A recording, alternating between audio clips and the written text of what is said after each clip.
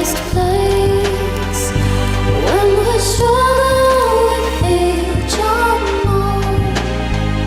So find her and lead us back home.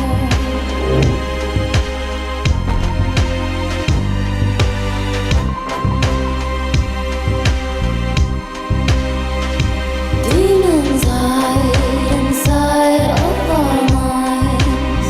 Still we will find the light and fight till dawn. Standing strong, soldier on. So find her.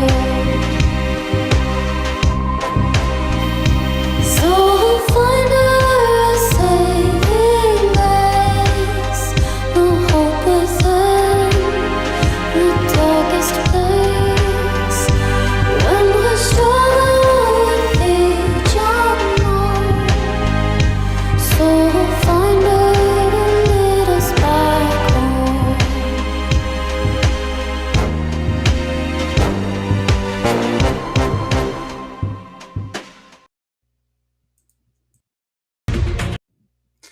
What the heck? I didn't know how to time that right, but what the heck? We'll just dive right in. Hey, Wait, that was everyone. fantastic. That was Yep, so yep, good. yep. Hey, everyone. Welcome to this, and boy, I didn't have much to start off with on this. But again, welcome, everyone. Welcome myself, Robert, of course, and returning once again, Tim Lim. Hey, how's it going, everybody? Yep, and what you just saw, those of you just joining us at the start, was the trailer for the now in crowdfunding next installment in the Common America universe, Black Ops, Common America Soul Finder. Did I get that in the right order? Yeah, you did. Good for you. Yep, and what can we said about your work with Common America and Black Ops and everything? No, I'm not drunk, Jeed. But what can be said? I mean, it's definitely you've become one of the more prolific crowdfunded, creators, right? And currently, at least in this part of the community, anyway. And you've gotten like, what are you up to now? How many a year? We do about 3 on average, and Right. with between 64 and 72 page books, that's equivalent to somewhere around 220 a year. Mhm. Which is, I mean, I would say that that's pretty productive for a 2-man team. It's just the 2 of us who do it, with the exception of the cover artists. Right. All the writing and all the interiors are done with 2 people. I know there's some people out there who are probably more prolific as writers, but it's because they either have the capital or the time to hire more artists so Mhm. they can work on multiple books. But as for the 2 of us, we're Oh, only yeah. working on 2 titles. I mean, the only other person I can think of, again, within this range of the community, when you know more on the other side, the only one I can think of who's been as prolific from the writing point of view is Mark Polton. Yeah, I think he's the U.S. Assassin guy, U.S. if I'm not mistaken. Assassin, Graveyard Shift, Mhm. and so many of the other books he's come up with lately. Yeah, and I think a lot of people like those, and they're delivered on time, and so I think Hmm. that some people find those to be very enjoyable. But we do our best. Like I Hmm. said, we work on a timetable to at least have those 3 books out so that they're predictable. It's always Common America, Black Ops, Common America, and then it just repeats itself again Well, back isn't to it Common usually 2 America. Common America, then a Black Ops? Yes, it's 2 Common Americas and then a Black Ops, exactly. Right. Yeah. So, well, let's talk a little bit about this upcoming book without getting too spoilery. One thing I noticed in the trailer was Sylvia getting her outfit's now actually being able to transform onto her. Is that actually in the book, and is that due to what happened in the recent volume? Okay, so it actually does not happen in the volume. Oh, However, the henshin device at some point is going to be used, but for the sake of the animation, we just thought it would look really neat if that was there. So her costume right now, I think it's actually going to go through at least 3 stages before it makes it to there, and we'll be showing off the second stage in the mhm. volume coming out this fall, but in this one, I think she makes her debut fully armored, so you actually don't get to see any transformation Gotcha. sequence or anything. Gotcha. Because after what happened in the most recent volume that was released, that whole fiasco, I would have been surprised that she would have. You know. Yeah, because you also see that in volume 4, or I'm Mm-hmm. sorry, volume 5. I mean, Yeah. she has a voice command operation where she's really not wearing really much under the armor anyway. So all I can say is that at least in volume 6, we're going to account for that because she Mm-hmm. probably should have something a little bit more protective under there. So we worked that into the script. Yeah, because I mean, so I'm loving all the characters. I mean, with Sylvia especially, the fact that when you introduced her, first you're saying everyone you think is like, oh, she's the alphabet, she's that typical type stuff. But as it goes on, you realize she's nothing of the sort. That was just Carly assuming the worst, and Sylvia not doing herself much favors though with some of her attitude. Well, part of it too is this idea of there's always two sides to every story. I mean, that's a Hmm. very important lesson that Oh yeah. people should learn, and hopefully in adulthood they should learn that as well. I mean, I think especially when you're, I don't know, watching the news or seeing what people are talking about, you never take anything at face value.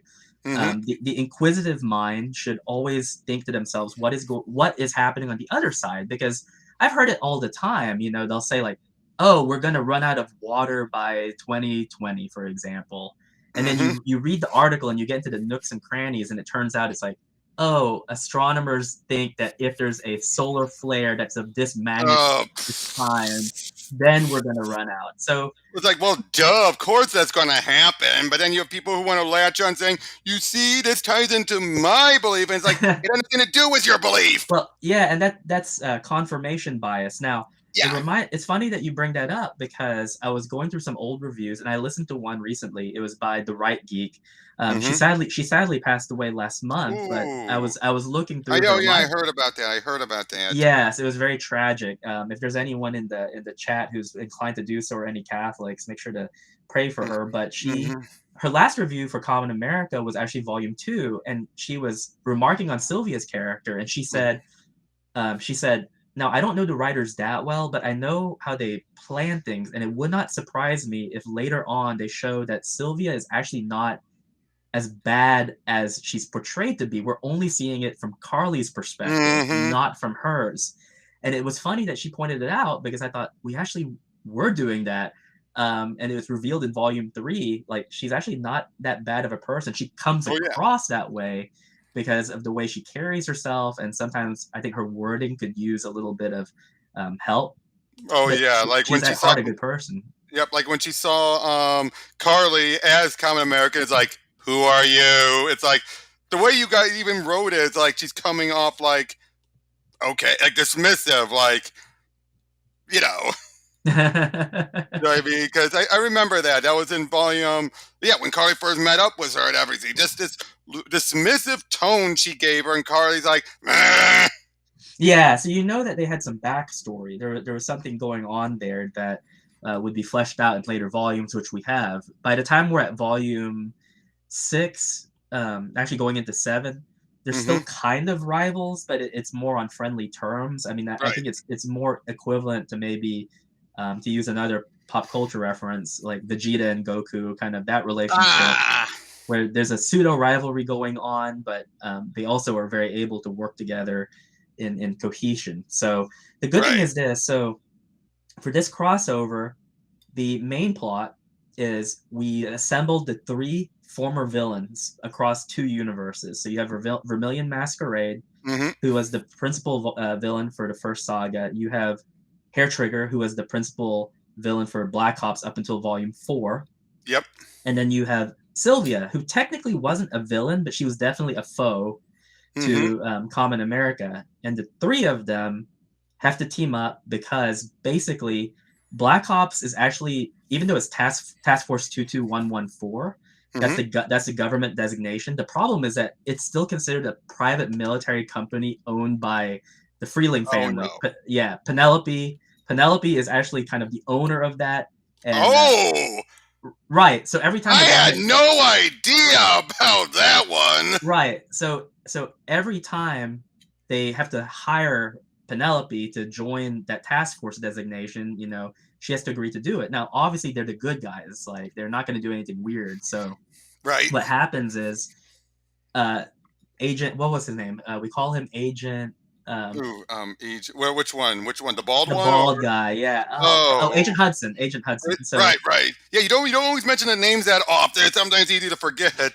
Yeah, so Agent Hudson is basically like, well, we kind of want our own team, like our own team of people who are not necessarily beholden to morals and ethics and stuff. Oh no, I've been getting Yeah. that vibe about him from the beginning. Well, he's not a bad guy, but Oh, I know, but I'm just saying I've gotten that vibe. Is all I yeah, said. he's a company man. Like his bottom line is he has to do what's best for the company. So Mm-hmm. he gets the three villains and he basically makes them an offer, and so they're on the path to redemption. But we introduced this MacGuffin very early on, which is the relic, the hand of Saint Columba, which Oh, yep, I remember that. I remember yes, that.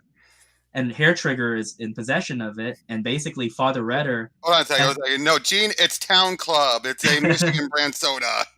it's not alcohol, is it? No, it's Okay. pure. It's pure. It's in this case it's cherry soda, and I got vanilla soda. Oh, okay. So anyway, Yeah. this task force, they're accompanied by the Soul Finders because Hair Hmm. Trigger is technically a terrorist, Right. and she's in the possession of a Vatican relic that could be considered very powerful in the wrong hands, and so he's Hmm. basically having to chaperone them on this quest that they Hmm. have. They have to recover a certain other MacGuffin before the bad guy's cryptic can get to it, and that's essentially the plot of the story. Hmm. I gotta say though, the biggest twist besides Vicky being Vermilion was the stuff with Schultz. I mean, just look at him. You never would have pictured that guy, but what is his ranking and everything? Especially when you compare him to say, is he like an Apex Moss level threat? So Or I can't reveal too much, but it turns out Schultz was a Zener Ranger named Zener Psycho. oh, And let me guess. He's kind of like the Psycho Rangers from Power Rangers in Space. I don't think I can make that comparison. That's like a Mark question because he actually watches all that stuff. I just Okay, so did I. So did I. That's why. yeah, I just read the scripts and just draw what's in the script. But Xander Psycho, his abilities will be fleshed out a little bit more in volume 7, which we're about to start work on here pretty soon. Hmm. I have one final draft revision I need to give to Mark, and then after he gets Hmm. me his final, then I'm going to start on that. But he's going to be the main bad guy for volume 7. Which, my gosh, volume Hmm. 7 is the spring. We've Oh already wow. finished. Yeah, Yeah. we finished volume 6. That's ready to go. I just submitted it yesterday for a Wow. quote and to get it ready for printing for the fall. Hmm. So we're trucking right along. But Zener Psycho, I can't reveal too much about him because we have to go back into the past, and you'll notice that I think, with the exception of volume 2, I think Schultz is in every volume, just kind of lurking in the background. Yeah, but what was with that one moment though about him apparently being sued for for something he did like for sexual thing? We're gonna get to that at some point. It's funny that you I mean, mention it looking at because him, I can believe it, but then finding out who he is, that throws that into question. I'm like, yeah, so what? it does throw into question because it's like, well, did he or did he not? I don't know. Like, When you first look at him, you think, oh yeah, I yeah, believe yeah. it. Obviously, this guy looks skeezy. Like he But would then do once you that. see this, you're like, wait, Yeah. Then it turns out it's a disguise, and then you have to think to yourself, like, wait a minute, was was he it really like part of his misused? plan? Was it a misunderstanding? Yeah. So, we're gonna touch on that, but we're probably not gonna get to that until the third saga. So you're gonna have to just remember that joke because Mm, we are going to reference it again for sure. We've actually talked right. about this. Nice, nice. I just want to love like with you guys. You put in all these little setups, like the bait shop stuff. I mean, I always had this feeling like it can't just be a bait shop, even if it's around the country. They find out, oh, it's a sporting place, and then the fact that Sylvia always thought Carly was just joking, but then she find out, wait, you really saw? God, Yeah. I could see the look at her face, but then finding out about her mother at the end, I'm like, oh shit. Yeah, and it's a little bit of a teaser because, like I said, when we refer to Sylvia's background, I mean, it's obviously she comes from wealth, and it's mentioned in volume 2, I think, in their first meeting. It's like Hmm. her family owns a bait shop, and Ziggy's like they own a chain of bait shops, like it's a bigger thing, and so it's revealed in volume 5 that they have these like pyramid size, Hmm. like Oh, Bass you're Pro basically Shop like the oh, what's it Bass Pro Shop at the Pyramid and the where is it located at? You know, what I mean, in Memphis. there's a Memphis Pyramid, Yeah, but there they have yeah. a bunch of them. I'm like, dang. Yeah, we live only about 2 hours away from it. We actually went there That about explains it. The moment you went there, I guess. Do you plan on having a fight to ever land in one of those? probably. I mean, it seems likely, but I can't say for now. I mean, You without set that spoiling up. anything. It's like Chekhov's gun. You set it up. You're gonna have to do it eventually. Yes, yes. But the problem with the Chekhov's gun is because we introduce it doesn't mean we have to use it right away. Oh, We can hold on exactly, to it exactly. for a I mean, while. all the like the stuff with the stuff with Vicky. Like I've said before, and looking back, I realized some of the clues. Once I realized, again, in the very first volume, when she's holding that mud and she does her hand like that, I'm like, first I just saw it was just a swiping motion. I soon realized it's following her hand.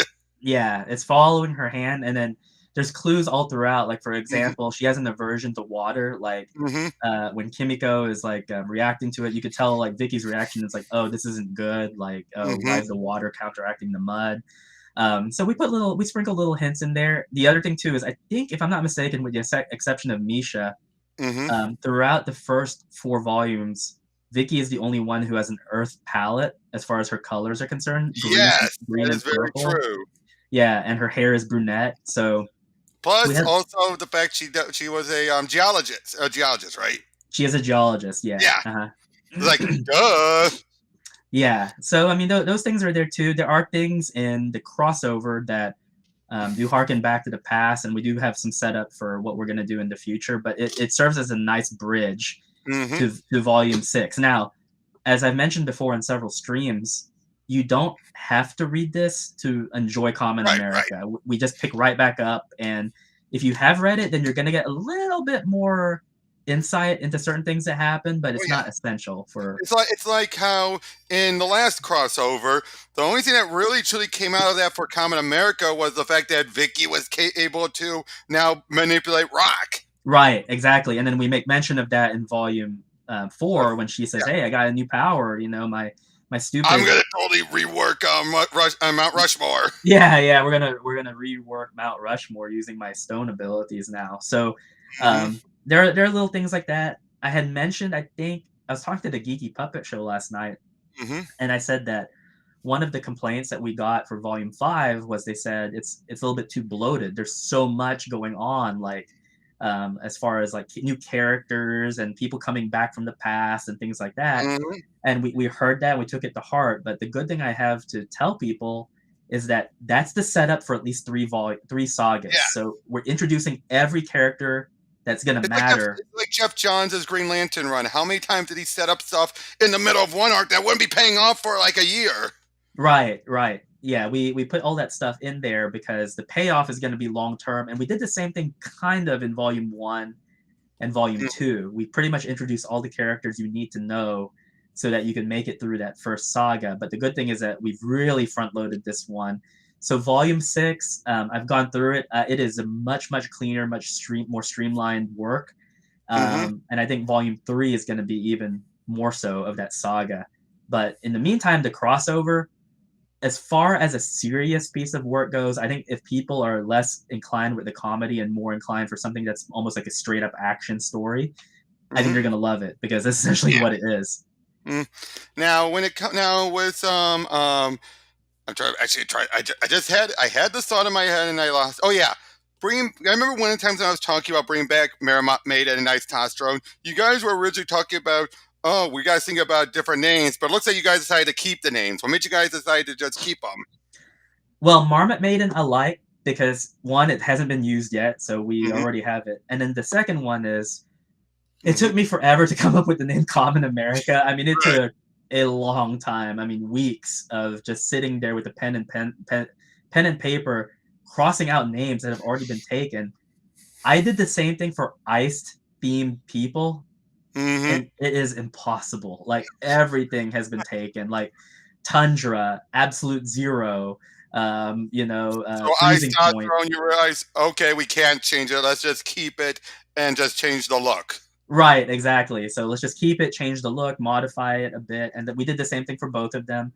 And we Mm-hmm. did that. We did that because we did that with Carly when we introduced her from the Walmart universe. So Yep. it Forehead. separates them. Yeah, it separates them from the work that they originated from, so you can tell that they're distinct from it. Yep. But the other thing too is that in his Wall Knight appearance, he definitely looked like a certain character from the Big Two, let's say, Yep. who we did not want to have a resemblance to, because this is not necessarily a work of I mean, satire. Mermaid Maiden, perfectly fine. There's how many different females who have animal traits. Right, right. And I think visually, even though I think her color scheme is very resemblant of, acorns and nuts and Mm-hmm. whatever, her power set is completely different, and her Right. attachment to a certain animal is completely different too. Oh, So that exactly. But I know I've asked this before. I'm going to ask again. Are they going to try and at least talk about the events of Wall Knight and have Carly just be like, I don't want to talk about it? yes, it's actually kind of referenced in Volume 4. If you look in Lansky's office, there's actually a Yep. mention of Oh, it. yep. There's actually 2 direct references to it in Volume 6. Mm-hmm. But I don't want to spoil it because Okay, I can't wait it's a for nice that. little surprise. Yeah, it's actually part of some dialogue. Okay, that's what I was asking about because I know I've brought that up to you and Mark before. Just this whole idea of like they try to talk about it. It's like again, knowing Carly after what she had to go through, that's the last thing she'd want to remember. It's like when you became a guy. I don't know what you're talking about. Yeah, and not just that, but when people read it, there's a little bit of a twist to it. So we actually were Oh, able to work it in a way that I think people will find pretty humorous once they get to that point.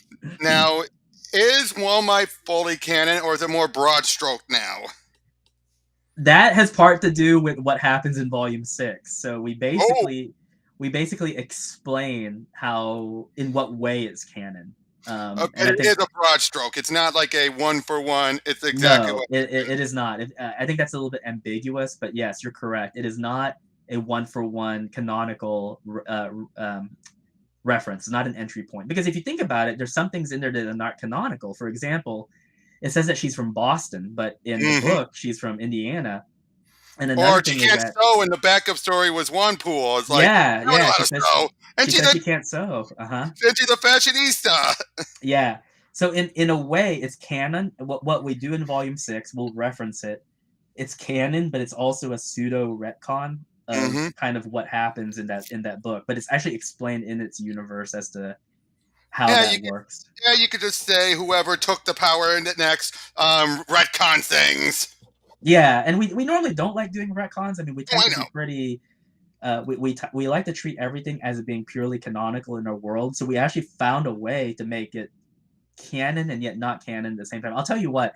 After we get off the stream, I'll just Okay, spoil it for perfectly you, and fine. That's perfectly I'll fine tell because you. you know me. I'll keep my lips shut. Yes, sir. Absolutely. Yep. I mean, hey, I was one of the ones who figured out about Misha and her sister. Yeah, that's right. We have a lot of really astute readers. I know Mm-hmm. that the one you have to watch out for is Squid Mama, because Oh, yep. I'm aware of Squid Mama. yeah, she reads so deeply into it that she can like predict stuff that happens like 2 volumes later on. Mm-hmm. So she's pretty good at picking up on the breadcrumbs. And then you picked up on the Misha and the And her sister, yeah, and her being their last sister. name. Because again, you barely notice it. But I'm like, wait. Yeah, Lovakova, same family. Probably, So yep. yeah, they're But connected to each other. And then the other one was who was it? It's at the tip of my brain, but yeah. someone had predicted something. Oh, it was Matthew Reese. Oh, He yep. he predicted that the hand of Saint Columba was going to be used as a Oh, precursor later on for a tie-in with Soulfinder because it's a religious relic. believe it or not, that was in the back of my head, but it's more like by the time I realized this when you guys already announced it like months ago. I think the other people who are pretty good at it, I think like Master J, he's really good. I think Rob Kuro is as well. Mr. X, I think he Right. goes by. You're just name dropping now. Well, I'm trying. I hate it because we have some really good readers who point stuff out, and there are times when Mark and I are like, well, we probably shouldn't share that because some people might think that that's like the right answer, or maybe if we do share it, then it's basically saying it is the right answer. So Oh yeah, it's we, that whole thing. it But is, but it's fun. It's fun to speculate. We don't mind at oh all. yeah, And if they get something right, we're not going to change course and just change it to oh you're spite not gonna them. be like like you're not going to Armageddon 2001 it. Yeah, no, we're not going to do that. If you get it right, it's like, well, you got it right. Congratulations. Mm-hmm. That's a little no prize for you. Just keep it to yourself. Yes, exactly. So, and I still love the little detail you guys had, like how you told me about Penelope, how she does like pretty good, like normal, no, not much of an accent, but when she gets frustrated, her accent slips through and everything. Yeah, her southern drawl comes out because she's from Yeah, Texas. exactly. I just love it because every time now I look at it, I can't help but see it. Now, Well, where did you? Sorry, and for go me ahead. too. I mean, I think we got that idea because for me, a lot of people say, "Oh, Tim, you don't have a southern accent," and I'm like, if you ever hear me around my friends when I'm just unwinding, it comes out pretty bad. Mm-hmm. Because I say y'all, for example, Y'all. and especially like um, where I'm affiliated with my vocation, we work with a lot of people who are in from the deep south and stuff like that. So Mm-hmm. after a while, when you work with these types of patients, you tend to talk like them, kind of inadvertently as well. So it does come out Mm-hmm. occasionally. Plus, I live in the south, so what can I do? Right. Now, the love triangle between Carly, Siggy, and Misha. Where is this going? So how do you think it's gonna end? I'm gonna throw the question to you. I have no clue. Especially, I gotta say, the one thing that's throwing a bone in a wrench in it all is how much having Sawyer show up, and I always feel like, because I feel there's something going, and maybe not going on, but I like those two, Carly and Sawyer, ever since they first met in the crossover. But where do I think though? I think in part, what I truly think though, I think Misha's just trying to goad Carly into getting it over with. Just Mm. to, like, okay, hey, because if she hasn't made the move by now, and you think Misha would have by now, it's clearly a case where she's more doing to like, come on, Carly, just do it already.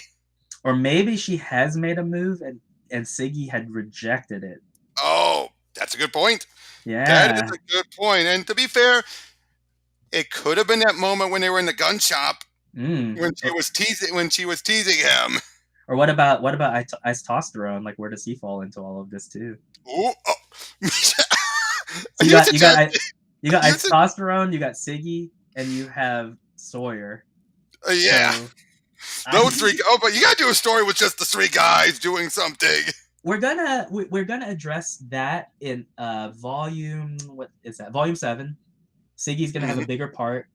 Okay. That volume, just a spoiler, that volume will be it'll be a lot of Siggy and Misha kind of alone time.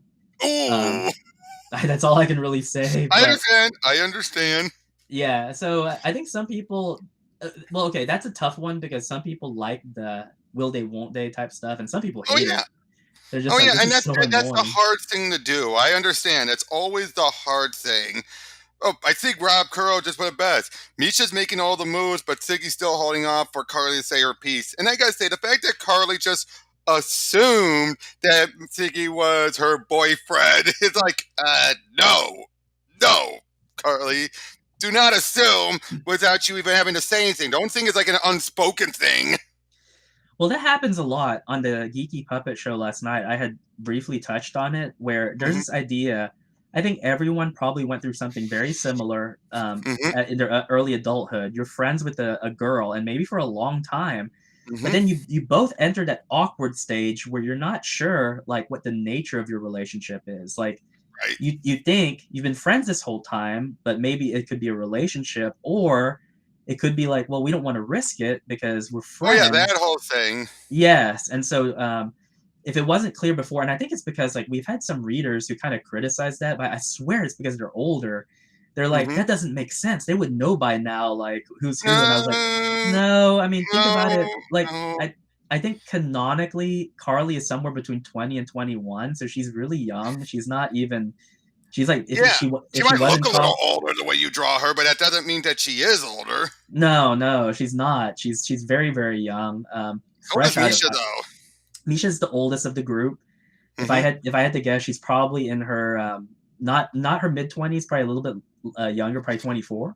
Yeah. I was about to say, and I assume Kimiko is the youngest. She's the youngest. She's 18. Yep, Um, definitely could Sil- tell that. Sylvia's slightly older than Carly, maybe by about a year. And then I think the oldest amongst the women Hmm. total is probably Hair Trigger. She's probably between Yeah, 27 and 28. Right. And Vicky, of course, same age, right? Same age. Would you say she's the same age as Carly, or between Carly and Sylvie? I would say she's the same age, probably All born right. in the same year. Gotcha. Three of them are in the same age. Siggy, Carly, and Vicky are all the same age. Right. Right. So I mean, cause Sylvie, because she always came up like she was in the same, age as them because of high school. Yeah, probably older by about a year, but that's Hmm. probably it. Oh And yeah, I because how remember many times do people hold back before putting their kid in? Sometimes that happens. I remember that as a kid. I remember specifically being in kindergarten. I was 5 when I was in kindergarten, and I remember Hmm. how everyone in my class they loved the one guy who was 6, like because he was 1 year older, and they were like, "That guy is so tall." I was like, "Ooh, man, I wish I was 6." I know, I remember that. I've noticed that Misha's more and more taking off lately. I'm seeing more and more people just adoring her. They Yeah, yeah. I mean, I know. they really like her because I think she fits a The, tomboy yeah, archetype, because I know and they like it. Bianca, myself in comics, when she and Nerdette Tristan did their top 10 sexiest females, Uh-huh. and she put Misha on it. Oh, are you serious? Hmm. I need to watch that video if it's if you know the title of it, let I'll me link know. to it. I will link you to it. Yeah, yeah. She totally said meet, and for her, she's like Misha's I think one of the hottest. Yeah, no pun intended though, right?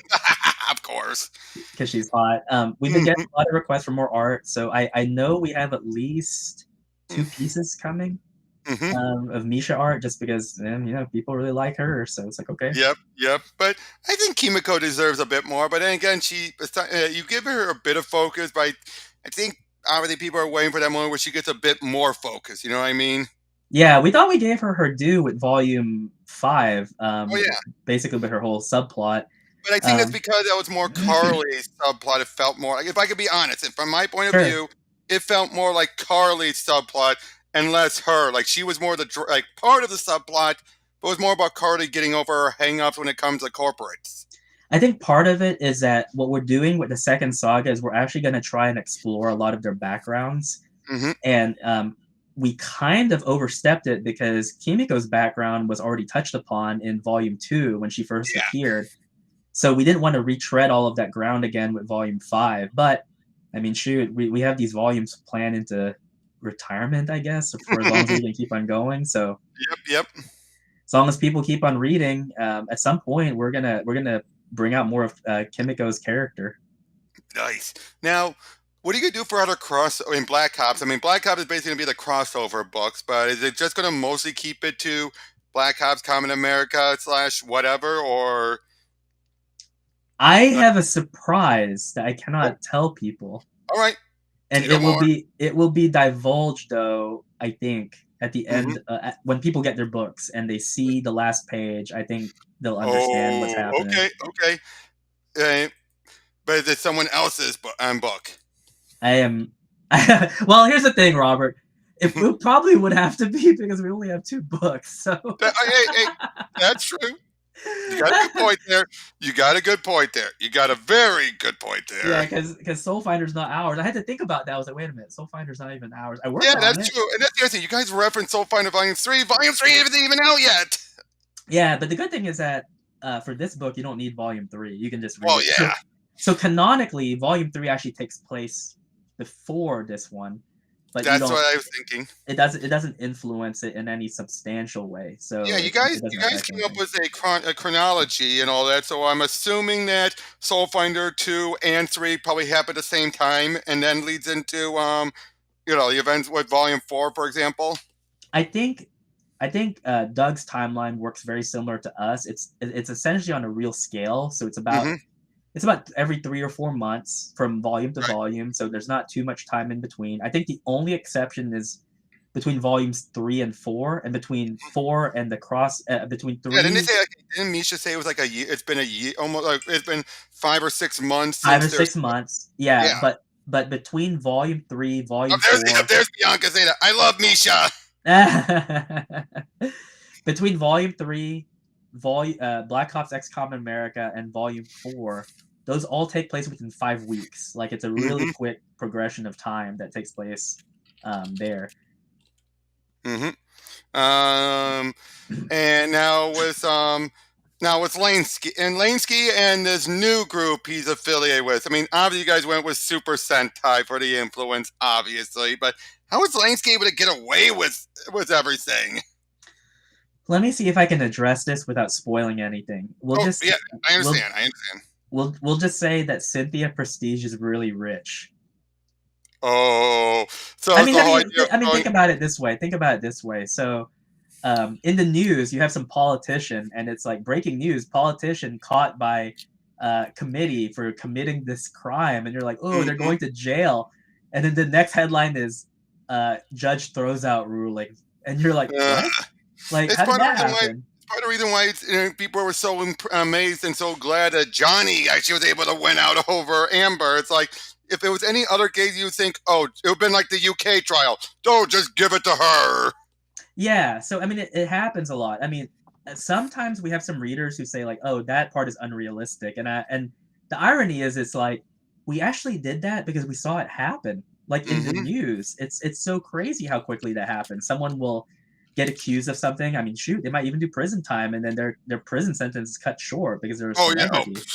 geez. What's his name? The guy who faked that attack. You know, the Oh, hate crime. Smollett, yeah. Smollett. Yeah, yeah. Look at what happened there. It's like, oh yes, he's doing time. And wait, what? It I wasn't think he even got, a week. It wasn't even yeah, a week. I think it was like 5 days, and then he just got out scot free. Yeah, it's like what? Yeah. So it happens. I mean, like, if you think about it this way, Hmm. Lansky is part of a part of a media group, Yep. and it's implied that the Prestige family is very, very, very wealthy. Hmm. The Zener Rangers have an international influence. So, I mean, Yeah.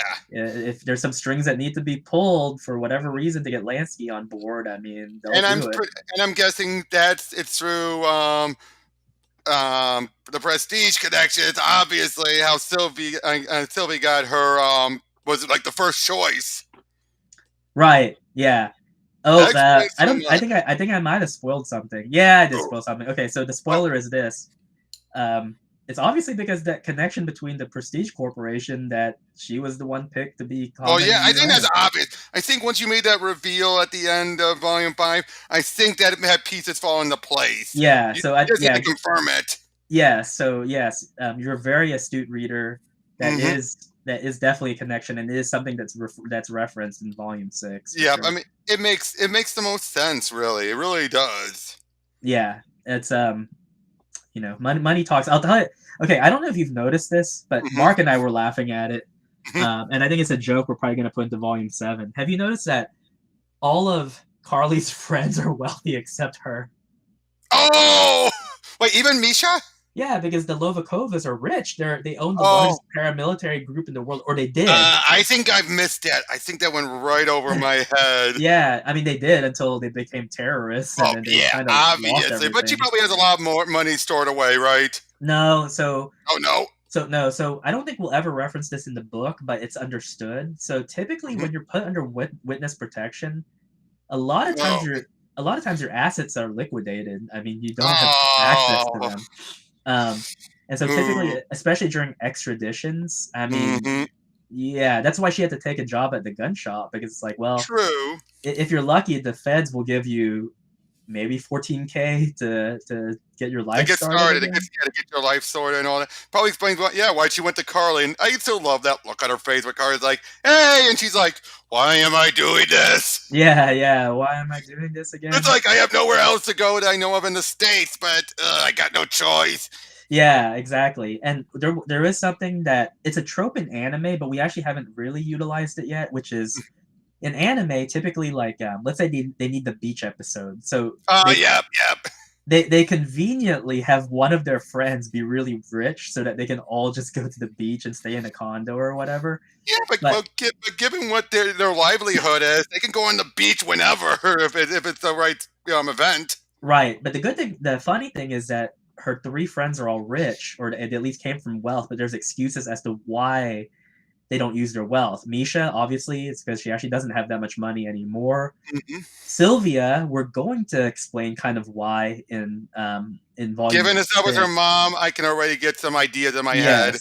yeah, given the situation with her mom, you can assume certain things. And then with Kimiko, it's the idea that she's kind of basically there to be like an intern.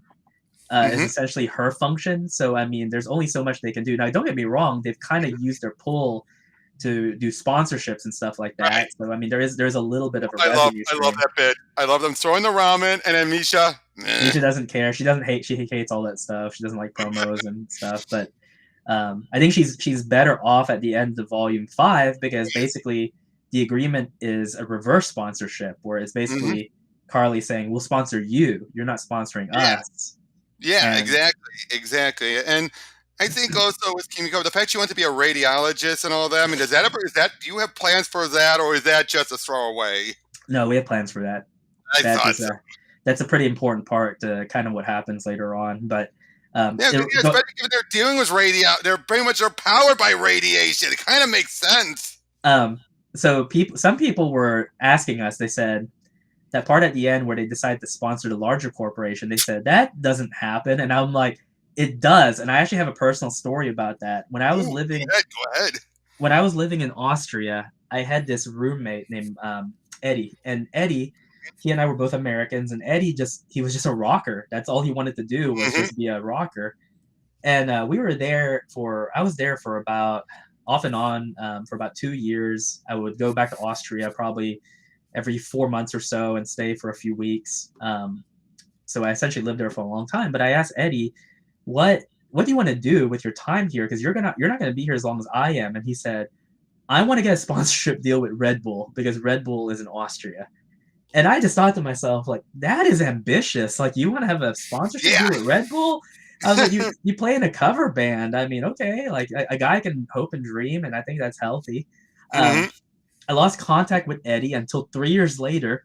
We were at a New Year's Eve party, and he was the cover band playing at the New Year's Eve Oh, party. And sure enough, on stage, he had this huge Red Bull banner, and and oh, and so I asked him, I was like, "You did it! Like you got a Red Bull sponsorship. Like how much did that cost?" And he was like, "It didn't cost anything. They like the fact that their product is on stuff. Like they of just sent me course, a that makes sense. That makes sense. I think yeah, it's less about having to them throwing money out there as much as it is are these good for our image. yeah, That's more where the issue is. Like obviously, if it's someone who swears a lot and all that stuff, it's like you're not guaranteed. It's a possibility. It depends on what your message is, but you get what I mean, right? yeah, absolutely. And what they did was they have all the Red Bull stuff, and I think they sold like Red Bull cozies that they could buy at cost from Red Bull and then sell them as official merch. But I just thought, oh Mhm. my gosh. So when we were coming up with the ending of Volume 5, that's actually where I got the idea from. Was I said this actually happened, and I think it actually happens for a lot of people who have. I mean, it used to happen in the medical community whenever you'd get like ballpoint pens and stuff from like pharmaceutical companies and whatnot. But it's not unheard of to have like Coca-Cola sponsorships for like little guys if you're the one who's either floating the bill or paying for the goods and services. So Mhm. it's not completely crazy. Right, right. Now, when it comes to Vicky, again, I just feel so bad for her. Just this whole thing of she let herself get eaten up and consumed and everything. I mean, as Carly herself says, I should have known it sooner. But it's like you both understand her, and yet you're also like, you have no excuse for what you did.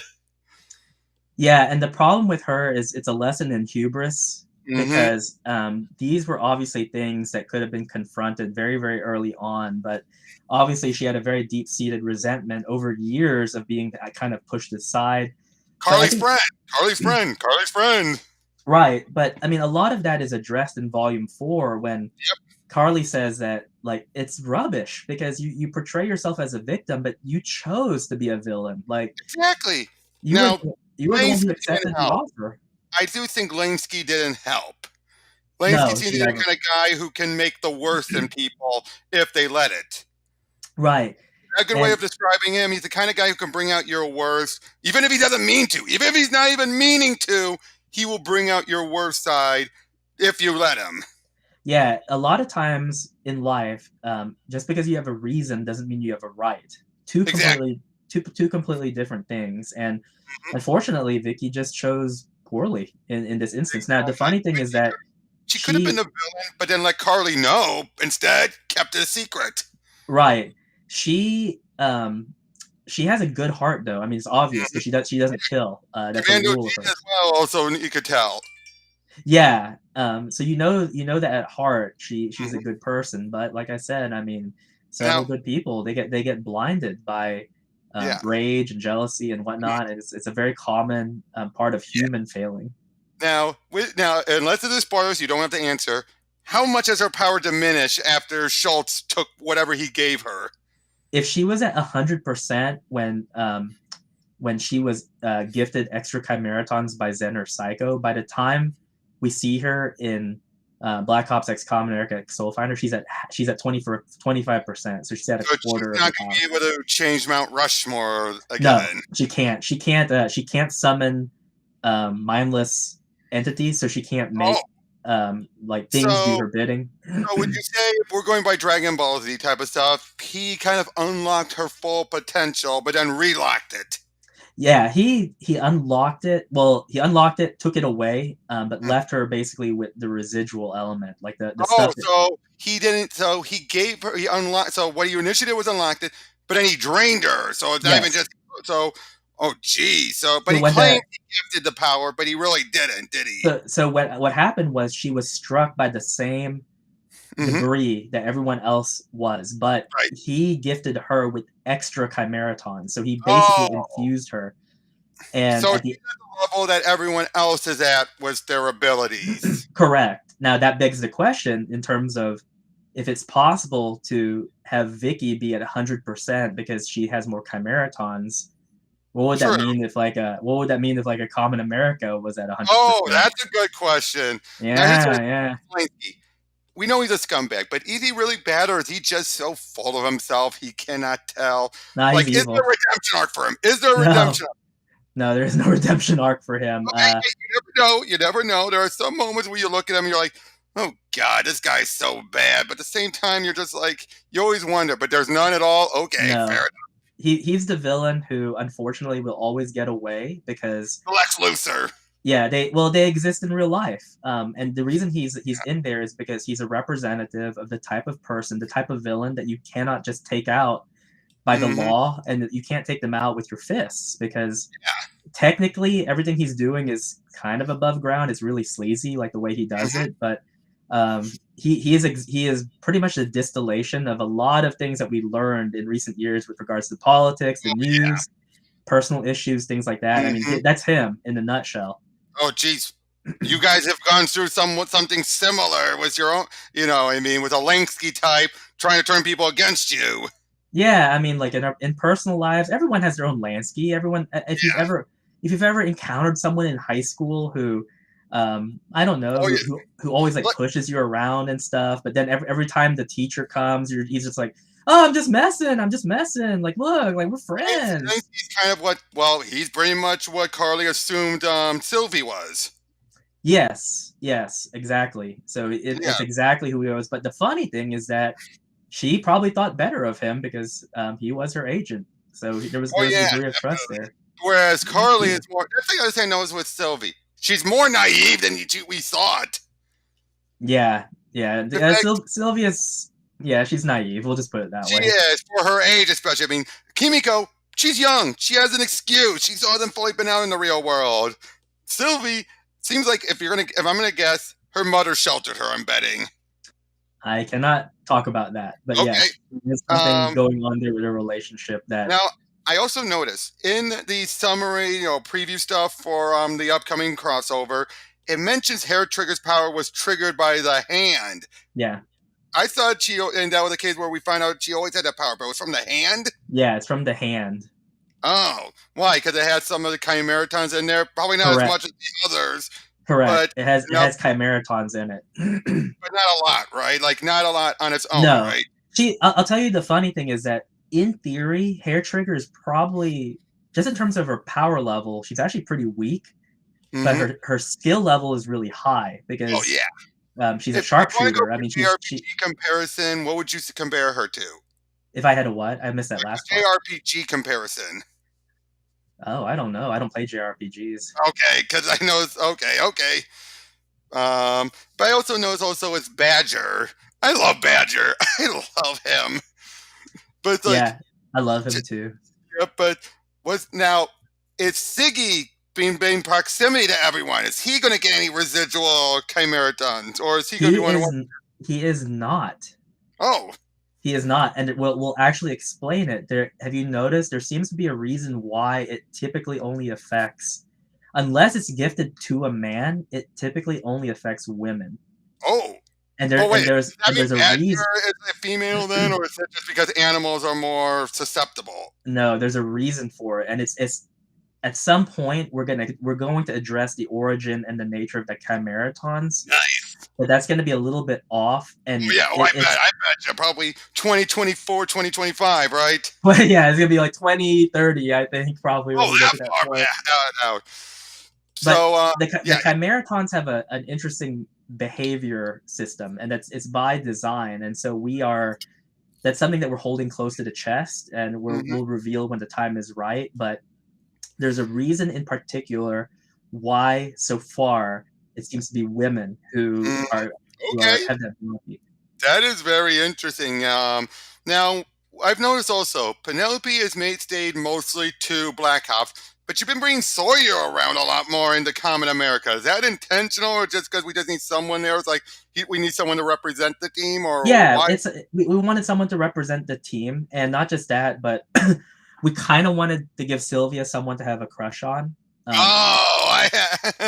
It's obvious, like you could tell that she kind of looks at him with. That's true, but Sawyer's probably not even paying attention, right? Nah, so like Sawyer's honestly he's been through stuff. You can tell because between his first volume and the crossover. Like you told me you said last time, each Black Ops is like a soft reboot from the last. Yeah, they all look slightly different because some time has passed, and so for him, like time has not been kind to him. Like losing an eye. He lost an eye. He looks tired all the time. You can tell that.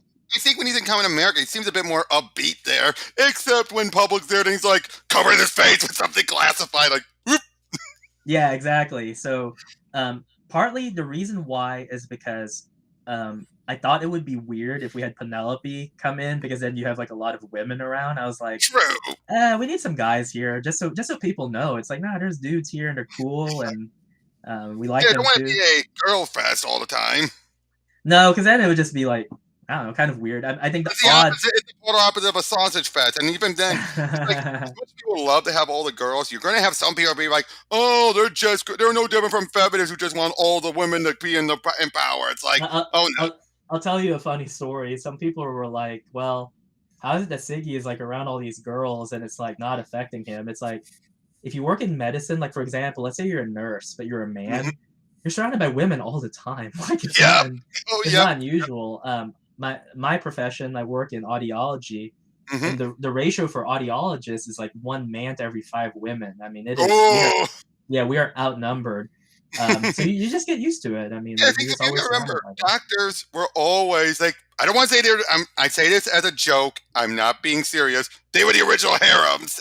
Oh well, yeah. Back in the day, obviously, typically back in the day. You had a lot of male doctors and female nurses. Nowadays, I think it's about a 60-40 split or 55-45 split. Yep.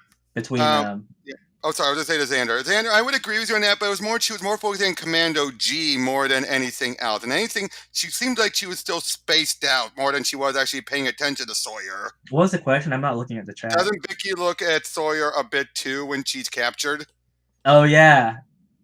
You'll see some more of that in. Then I guess he's more right than I am. Yeah. I don't want to get too much details. Well, I remember you saying you always saw him having this David Hayter like Snake voice. Kind of fits.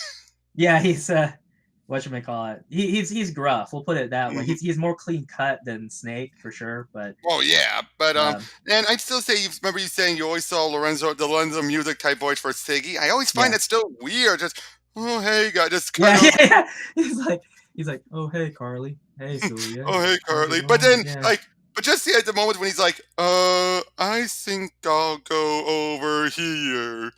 Is it your friend Bianca, who's myself in comics? Yep. I'm just now looking at the chat. Yep. She That's says her. she That's her. says Yep. she says for vets it was mostly male oriented. Yeah, the vet for our rabbits is male, but we have a new Yeah. one who's female. Mm-hmm. So that's an interesting observation. I actually thought the That is. opposite. I actually thought that they were all female, or mostly at least stereotypically. Yeah, but oh, I know you've been doing the webtoons. Do you plan on collecting those into a physical form? We will. We Nice. absolutely will. Yeah. That is very nice because I was hoping so. I mean, I'll be honest. You got and the only besides the DC ones are obvious, but you and your guys' work, and there's only one other webtoon that I actually subscribe to on there. I don't know if you ever heard of it. Irma. Irma, no. It's basically what if Sadako from The Ring or Ringu got married and had a kid. Oh, okay. Biggest ball of adorable, but still very much into these type of horror stuff. Huh. You should look it up. It's on webtoons. I think you like it. It's just one of those where like, is it Irma IRMA or no, ERMA? Okay. Yeah, because if you take a quick look at it, you'll be like, oh, that is so cute. And it's actually been having a long, way too long story arc since 2018, and it's only now starting to wrap up. That expands the entirety of her mother's family. Oh, okay. Yeah, like I said, it's 2018, so going on 4 years now, and they're only now wrapping it up. Didn't help that there were some delays in the past few years, but still, it's just one of the things where like, can we get them back to their hometown now? Because in universe, it's only been a few weeks, but for us, it's been years. It's like, I mean, at least it's you guys. You still keep things moving, and in that case, that's one of those like, you know what I mean, right? Just way too stretched out. Yeah, it's interesting stuff. I always assumed that I always thought Sadako, like Samara Sadako from The Ring. Yeah.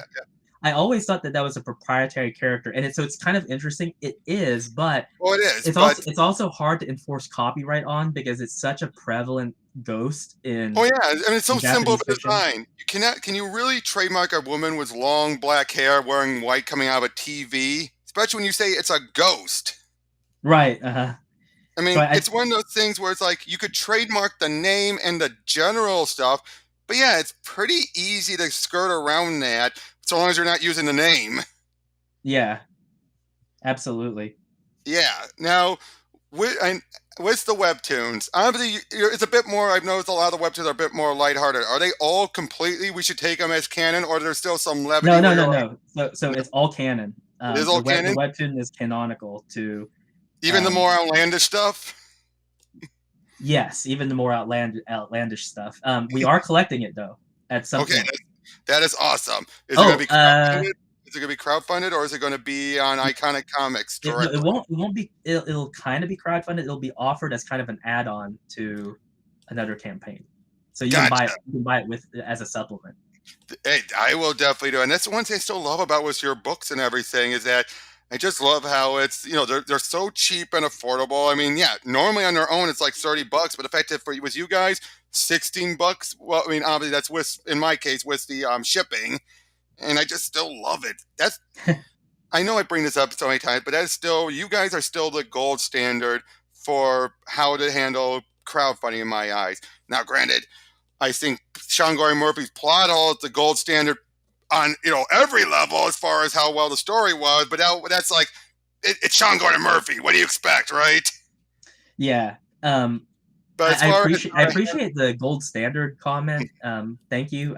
It means a lot to me because obviously we feel like there's a checklist of things that you have to do to make sure that things are done in a quote unquote professional way. Now, I had kind of an argument with someone a few weeks ago, and I couldn't get through to them that just because you can be professional in one aspect but not professional in another. So for example, your art could be of professional quality, but if you're lacking in something else, let's say you curse out your customers like whenever they I'm thinking of a few people already there. I'm already thinking of one or two people there, and I'm not going to say names. Yeah. So let's say you curse out backers for whatever reason. Let's say that they complain because they're not kissing your ass. Right. Let's say their packaging is not correct or whatever it might be. So obviously the art is professional, but the behavior is unprofessional. Now, Exactly. there are people out there who, for some reason, they have it in their head that all these things are mutual are they're mutually exclusive, that they're not mutually exclusive of each other. That, well, you just because they're really good at getting a book out on time does not mean they're professional. It's like, well, that's not what I'm saying. I'm saying that you It's that it's like a report card. you have to reach that middle road thing No, where yeah, okay, like a it's like a report card. report card. You can have an A plus in Mhm. science, but you could fail miserably in art or geometry or whatever it might That's gonna be. bring down your GPA in no time. Right. And so what we have tried to do is we kind of have a checklist, and it's like, okay, is the price point good? Yes. Is the quality good? Yes. Is the writing good? Yes. How's our customer service? Good. Yep. How's our packaging? Good. How's our delivery? Good. So it's just this kind of checklist to make sure that we're all doing what we need to do, so that even though we might not be quote unquote professional, we want the service to come out Yes. looking Thank professional. you. Yes. I mean, it's even like with Sean Murphy, going for that example. When Platos came out, the shipping was not the greatest, and eventually, and I remember a lot of people were speaking. Like I think even you were one of the ones speaking out about it. And then eventually got word as like, hey, whoa, wait, we didn't know. Okay, back it up. And the Maybe reason I say that, and this is and recently a lot of people are like, oh my gosh, Tim has such a negative opinion about pros, and I was like, this is not a secret. In my videos, I talk about it. Like I talk about the degree of disdain I have for them, and I'm sorry, but it's like I can I, I can count I can count on one hand how many professionals I truly like, and I think that they do a good job. Eric Canetti, he's obviously like on under the iconic imprint. mm-hmm. I like Chuck Dixon. Every interaction I've had with Chuck Dixon has been good. True, but someone had to remind me about the Airboy campaign. Oh Ugh. yeah, yeah. Well, I'm only talking personally in Oh terms no, of I know. I just had to bring that up because a friend of mine had brought that up just last night to me. I'm like, I better bring that up. yeah. And so there are just like a handful of them that I can think of where I'm like, everything's run flawlessly on our end. When he actually Deadline, makes it, Doug to Naples as well. When he actually Bug makes to it, Naples, that's another one. But there's so few and far in between, and that's when I came up with this idea that, you know what, just in the few years I've been doing this, I've noticed it's not a left and right issue. It really is an issue of the culture. There's something in the culture that is very bizarre that kind of makes it where they're not quite working as they should. I mean, there's always something kind of there's always something not on the checklist that they're missing like, out on. can I use an example? I've realized this now. Keep in mind when I'm making this more as a comparison. It's like how you have on the right, you have the religious zealots, the ones who are Sure. like the ones who make the good people who are in the religion look bad because unfortunately they have that high bit of power and everything. So too is there also people on the left as well who are the zealots who do that stuff. And it's like not everyone is there's always these two extremes, and unfortunately it feels like with the culture war, it started off on the left being the worst, but now the right is starting to become they're having their own side of things where it's like, guys, but yet they think we're the good guys. It's like you started out the good guys.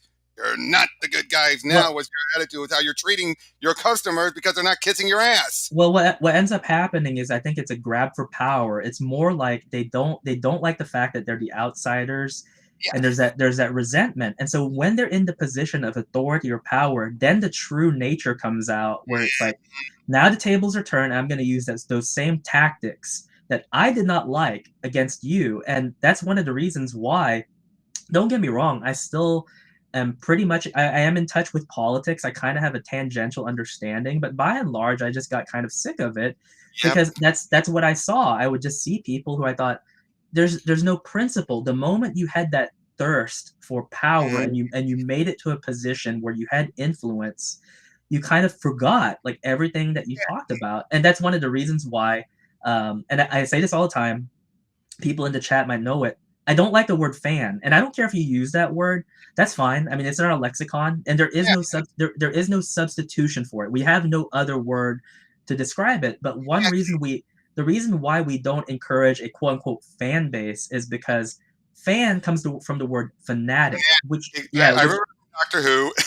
yeah, which means that you kind of have a slavish devotion to either the product or even worse, the creator. Now, Or even worse than that, the agenda or ideal that the creator or their work is doing. and in our case, it's like, okay, let's say you have a slavish devotion to the book. That's fine because the book is the book. I mean, we have Yeah. it, so shoot, for a $30 addiction, that's it.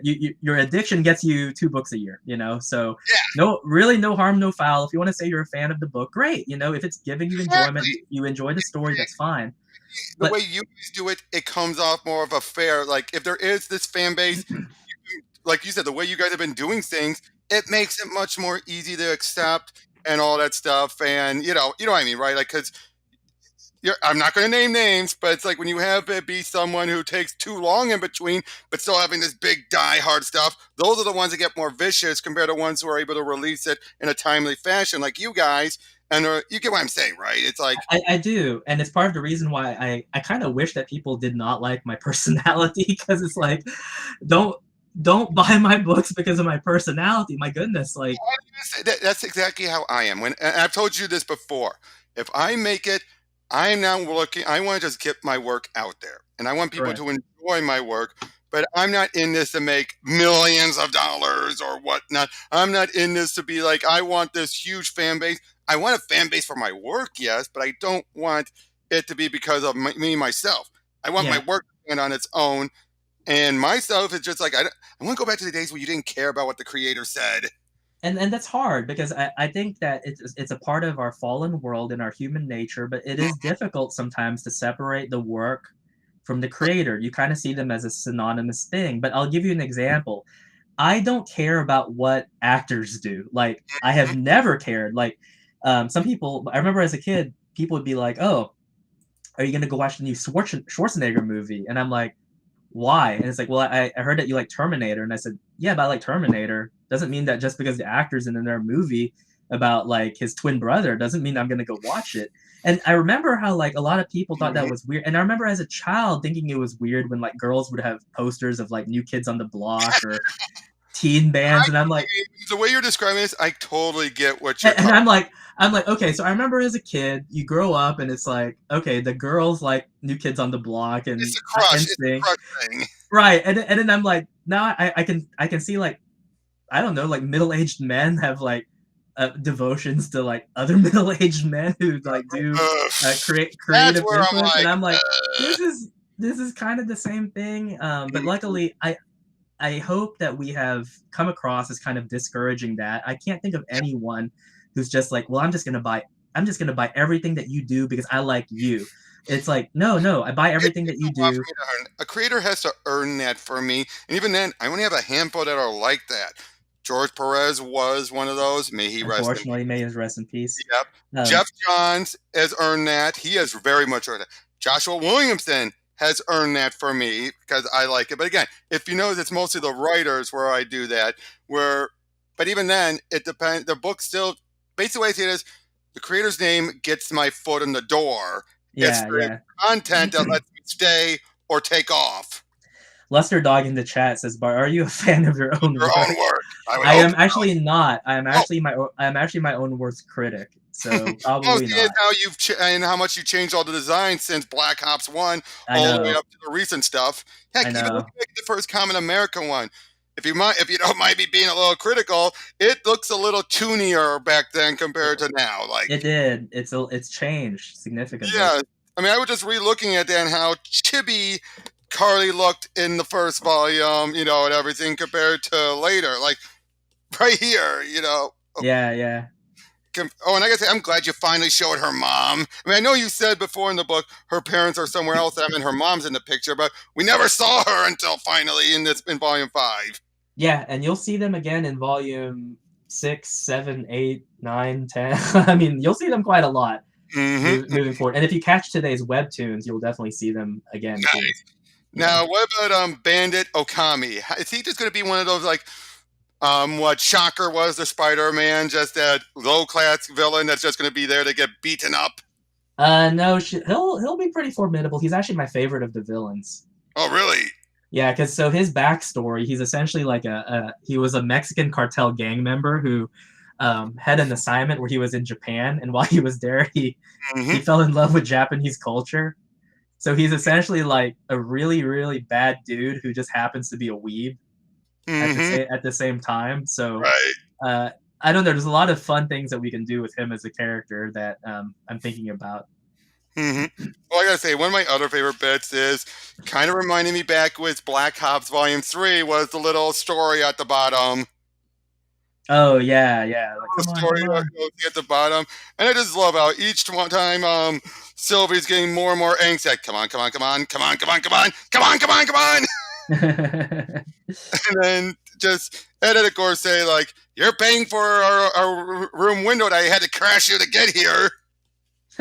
Seriously, the fact that Sylvie's taken off so well. I mean, were you ever worried that you introduce a character that might just fall flat? That's always a worry for us, and I tell you, it wasn't as hard for Common America as it is for Black Ops because the animals are typically the stars of it.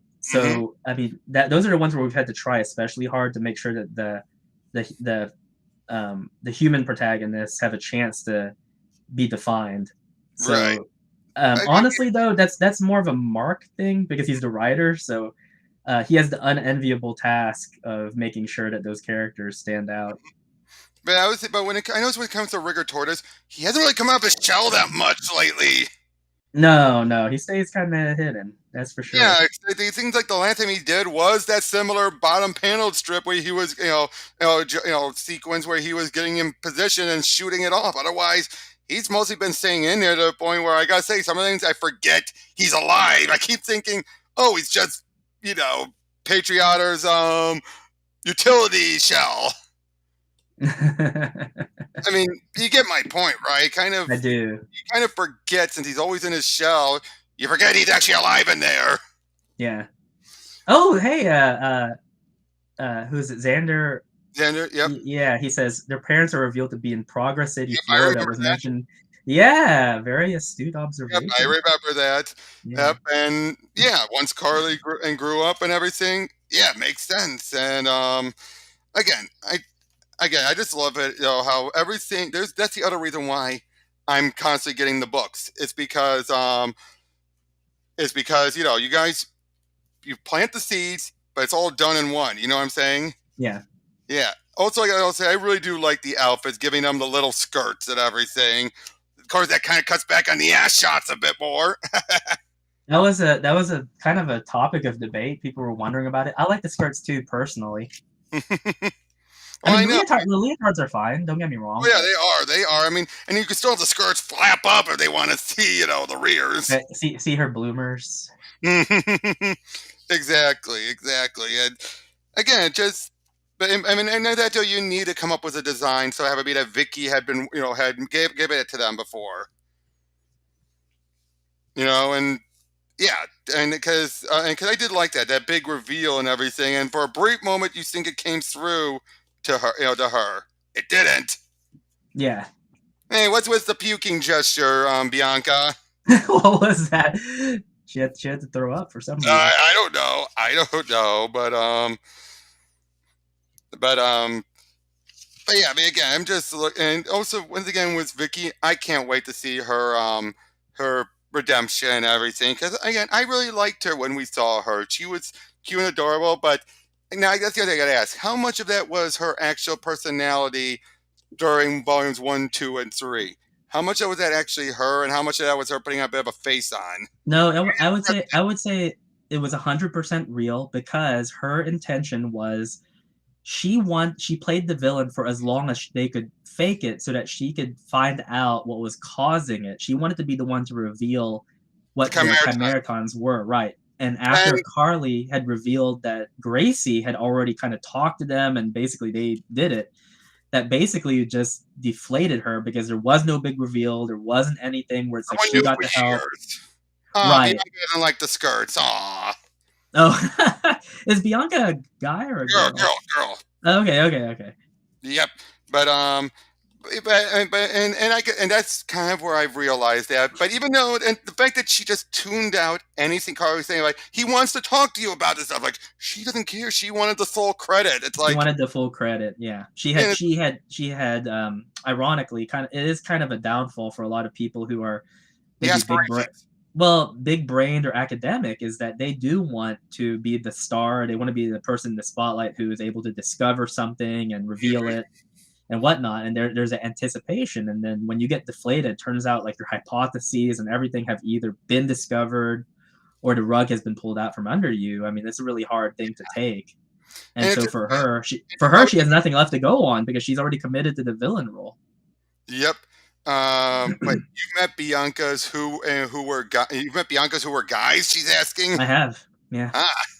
But but it just feels like, and she probably, as far as she knew, was always like, "Who's this doctor guy? I don't know. I never met him. Don't know who he is. Don't Yeah, care." exactly. And so it's like, well, now I'm not even part of the conversation. Now there's someone else who you've been talking Yeah, to. and then that biting back at Sylvie's like, "Look, my job is to watch this, drive him around. Don't take any of that away from me." That was the moment, like, okay, that was the moment where I realized something was up. Was that snapping at Sylvie moment where it's like, okay, what's going on here? Yeah, and that was a genuine moment too. I mean, obviously that's her being frustrated because of her predicament. Hey, real quick, if there's any last minute questions, I actually have to go. No worries. I was actually starting to run out of stuff to talk about anyway. So. Okay. My Mhm. I need to wish my mother a happy birthday. Oh, So perfectly understandable. But yeah. so okay then what character should we look at out of all the characters? Who should we look out for the most in the upcoming volumes? It is definitely Sylvia. All right, Yeah, the next two volumes, this crossover and volume 6 are going to feature Sylvia a lot because it is very important because we have to talk about her mother. Right. And so there's going to be a lot of explaining of her backstory, and it will actually make her more of not a central figure, but she's going to be very much on par with Carly in terms of her importance to Gotcha. everything that happens moving forward. All right, gotcha. And if you guys thought about a name, and last question, if you thought of a name, if she ever does join the Common Core for Vicky? We have not thought of that. All right. Common dirt.